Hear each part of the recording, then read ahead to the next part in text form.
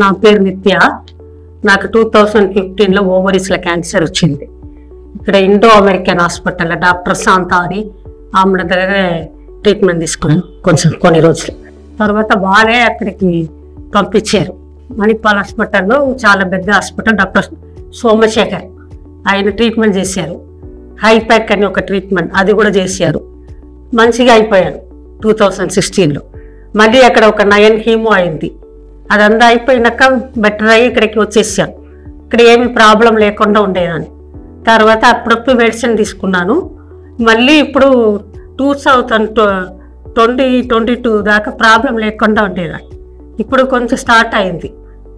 ఇక్కడ CGHSలో వెళ్ళి క్యాన్సర్ ఇది ఈయన ఉన్నారు, డాక్టర్ ఎక్స్పర్ట్ ఉన్నారు, ఆయన దగ్గర వెళ్ళి అడిగితే ఆయన అన్నారు, ఉమేకా హాస్పిటల్లో డాక్టర్ వింధ్యావాసిని అని ఒక మేడం ఉన్నారు, మీరు వారిని కలవండి, వారు ఏం చెప్తారో దానికి తగినట్టే చెప్తాము అన్నారు.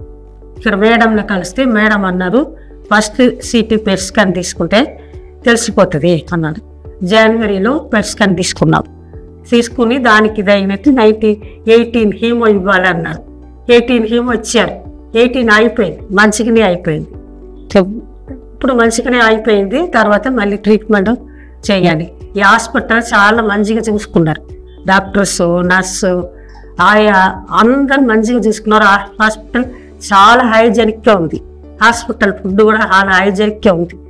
ఎప్పుడు పిలిస్తే సిస్టర్ వాళ్ళు వచ్చి అడుగుతారు. ఇక్కడ ఉండే డాక్టర్స్ అందరికీ, ఉమేకా హాస్పిటల్కు, సిస్టర్స్కు, స్టాఫ్స్కు అందరికీ థ్యాంక్స్.